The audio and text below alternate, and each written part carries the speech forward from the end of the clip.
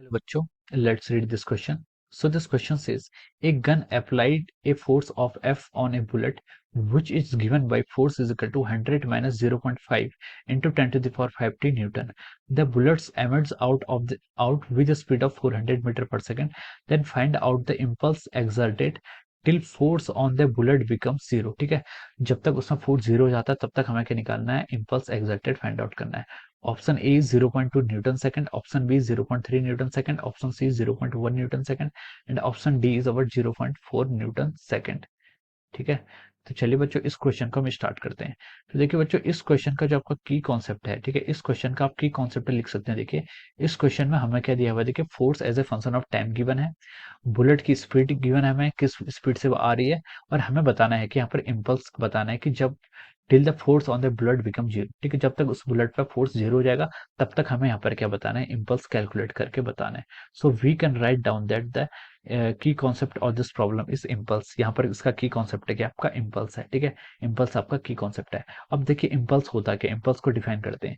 Impulse होता है आपका, देखिए कोई आपका जो फोर्स होता है, ठीक है, in a very small time interval, किसी स्मॉल टाइम इंटरवल में आपका जो फोर्स लगता है उसे हम क्या बोलते हैं, इम्पल्स बोलते हैं. ठीक है, इम्पल्स को मैं यहाँ पर जे से डिनोट कर रहा हूँ. ठीक है, इम्पल्स को मैं यहाँ पर जे से डिनोट कर रहा हूँ. कहीं कहीं पर इसको आई से भी डिनोट करते हैं, लेकिन मैं जे इसलिए यूज कर रहा हूँ क्योंकि आई आपका मोमेंट ऑफ इनर्शिया के लिए भी यूज होता है. ठीक है, जे सिंबल और कहीं यूज नहीं होता. ठीक है, तो जे से हम इसको डिनोट कर रहे हैं और इसका जो होता है force, small large amount of force into D. ठीक है, ये फोर्स क्या होता है आपका, काफी लार्ज होता है. ठीक है, और आपका जो dt होता है, dt क्या होता है, एक बहुत ही स्मॉल टाइम होता है. ठीक है, तो लार्ज इंटू स्मॉल, ये आपका प्रोडक्ट क्या आता है, कांस्टेंट हो जाता है. ठीक है, तो ये आपका होता है इम्पल्स, इससे आप क्या बोलते हैं, इम्पल्स बोलते हैं. ठीक है, impulse is equal to force into time.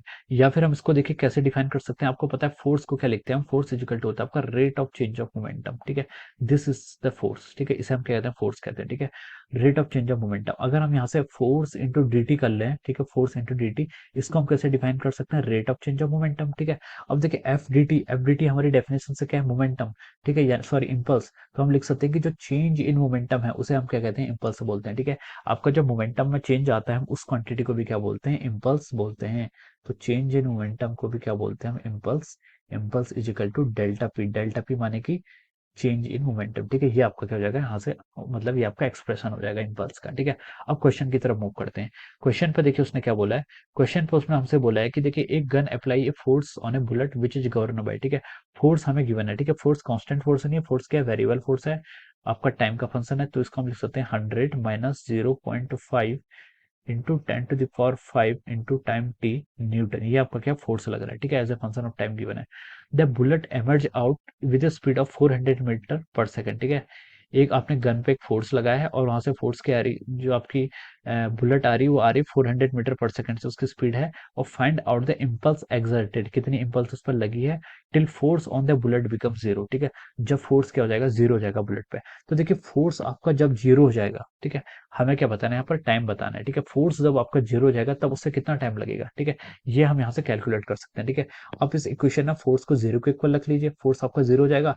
इसको हम राइट साइड में लिख सकते हैं 100 minus 0.5 into 10 to the power 5 times. ठीक है, इसको आप ऐसे लिख सकते हैं और इसको आप लिख लेंगे 100 को आप लेफ्ट साइड ले आइए और ये कितना हो जाएगा आपका 5 इंटू, ये आपका हो जाएगा 5 इंटू 10 to the power 4 लिख लीजिए इसको सीधे से. ठीक है, अब यहाँ से आपका टाइम कितना आ रहा है, देखिए यहाँ से आपका टाइम आ रहा है 1.5 इंटू 10 to the power -2, इतना आपके यहाँ से टाइम आ रहा है. ठीक है, हाँ 1.5 into 10 to the power -2, 10 to the power 2 से दोनों कैंसिल हो जाएगा तो इतना हो जाएगा. ठीक है, तो देखिए यहाँ से आपके टाइम की वैल्यू कितनी आएगी, टाइम आ गया कि 0.2 इंटू 10 to the power -2 या फिर 2 into 10 to the power -3 second आप लिख सकते हैं. ठीक है, ये देखिए इतना स्मॉल टाइम इंटरवल है. मैंने आपको बोला था कि इम्पल्स क्या होता है आपका, बहुत ही स्मॉल टाइम इंटरवल लगा जाता है, यानी कि 0.0002, इतना आपका बहुत स्मॉल टाइम इंटरवल और ये लार्ज अमाउंट ऑफ फोर्स होता है.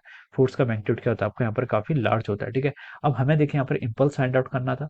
तो इम्पल्स के लिए मैंने आपको बताया क्या होता है, एफ डी टी. ठीक है, एफ डी टी के आपका देखिए आपका डी टी का स्मॉल टाइम इंटरवल है. ठीक है, और एफ बी के आपका टाइम के फंक्शन गिवन है. तो हम यहाँ पर क्या करेंगे, इन दोनों का इंटीग्रेशन कर देंगे. F D T, D T आए तो यहाँ पर हमें इंटीग्रेशन करना पड़ेगा. ठीक है, अब देखिए एफ डी टी से अगर हम इसको यहाँ पर इंटीग्रेट करें, ठीक है, इंटीग्रेट अगर हम करें यहाँ पर देखिए हम इसको क्या लिख सकते हैं, फंक्शन एफ को क्या लिख सकते हैं, देखिए 100 minus 0.5 into 10 to the power 5 को मैं सीधे 5 इंटू 10 to the power 4 ही लिख लेता हूँ. ठीक है, ये थोड़ा सा देखने में सही लगेगा. ये टी आपका देखिए इसके साथ में, ठीक है, 0.5 और ये आपका 5.4 इंटू के साथ आपका क्या यहाँ पर टी है, ठीक है, ये टी आपका ऐसे हो जाएगा, ठीक है। अब इंटू ये टर्म के साथ इंटू किसे करना है, dt, dt आपका ऐसा आ गया, ठीक है। अब आपको बताना है कि टाइम इंटरवल, टाइम आपका कहाँ से कहाँ तक चेंज हो रहा है, ठीक है। तो देखिए टाइम आपका लिख सकते हैं जीरो से, अभी हमने फाइंड आउट कितना कितना टाइम लगा है, टी इंटू 10⁻³ सेकेंड, ठीक है। अब आप इस क्वांटिटी को यहाँ पर सॉल्व कर लीजिए, ठीक है। आपको जो इम्पल्स जे है, जे इम्पल्स को आपका लिख सकते हैं। अब 100 इंटू डी टी, 100 आपका कॉन्स्टेंट हो जाएगा, डी टी क्या है, डी टी का इंटीग्रेशन आपका टाइम आ जाएगा, माइनस 5 × 10⁴ को आप ऐसे लिख लीजिए। टी डी टी का इंटीग्रेशन आप करेंगे तो कितना जाएगा आपका, t²/2 हो जाएगा, ठीक है। और यहाँ पर आपकी पूरी जो लिमिट आ रही है, इस लिमिट को मैं देखिए ऐसे डिनोट कर रहा हूँ, 0 से 2 × 10⁻³ तक, ठीक है। आप इसको यहाँ पर से ऐसे कैलकुलेट कर लीजिए। आप डायरेक्ट देखिए आप इसमें क्या रख सकते हैं, आंसर यहाँ पर आप यहाँ से फाइंड आउट कर सकते हैं, ठीक है। ये आपका 2 - 3, ठीक है। अब यहाँ पर डायरेक्ट पुट कर सकते हैं, देखिए 100 इंटू 2 × 10⁻³ इसको आप ऐसे लिख लीजिए, ठीक है। लोअर लिमिट जीरो है तो उसको हम बाद में सब जीरो आ जाएगा, ठीक है, उसका कोई कंट्रीब्यूशन नहीं आएगा। डिवाइड बाय 5 × 10⁴ डिवाइड बाय 2 कर लेंगे तो उसका आ जाएगा 2.5 × 10⁴ इंटू ऑफ आवर टी का स्क्वायर, टी कितना है आपका 2 × 10⁻³ इसको स्क्वायर करेंगे तो आएगा 4 × 10⁻⁶, ठीक है। ये आपकी इतनी क्वांटिटी आ गई। अब देखिए इसको सॉल्व करेंगे तो आपको कितना आएगा, 200 × 10⁻³ माइनस ऑफ आवर 2.5 × 4 करेंगे तो कितना आएगा 10, 10 × 10⁻², यहाँ से आप इसको ऐसे लिख सकते हैं, ठीक है। अब इसको आप इस यहाँ से सब्ट्रैक्ट कर लीजिए, देखिए इसको आप सब्ट्रैक्ट करेंगे तो देखिए कितना आएगा यहाँ से, 200 × 10⁻³ को ऐसे ही रहने दीजिए। अब इसको भी आपका क्या कर लीजिए, 10⁻³ में कन्वर्ट कर लीजिए तो आपका ऐसे आ जाएगा, ठीक है। तो आपका जो फाइनल आंसर आ गया कितना, 100 × 10⁻³ ये आपका क्या गया, इम्पल्स आएगा, ठीक है। 100 × 10⁻³ यानी कि आप इसको क्या लिख सकते हैं, 0.1 लिख सकते हैं, ठीक है। 0.1 इम्पल्स की यूनिट क्या होती है, न्यूटन सेकंड, ठीक है। Newton second is the unit of the impulse. तो 0.1 क्या आ जाएगा, यहाँ पर से आपका फाइनल आंसर आ जाएगा, ठीक है। So this is how we have solve this question, ठीक है। उसने हमसे क्या बोला था, find out the impulse exerted till force of the bullet become zero, ठीक है। जब उसमें हमारा फोर्स जीरो होगा तब हमने यहाँ पर टाइम टी कैलकुलेट कर लिया था, और उसका फिर हमने क्या किया, एफ डी टी का इंटीग्रेशन कर दिया, फंक्शन हमें गिवन ही था यहाँ पर, ठीक है। यहाँ पर हमें क्या था, फंक्शन के हिसाब से यहाँ पर गिवन था, ठीक है। So this 0.1 newton second is the answer of this question. So इसका जो राइट आंसर है, आपका राइट आंसर क्या है, आप देखिए C option is the right answer, ठीक है।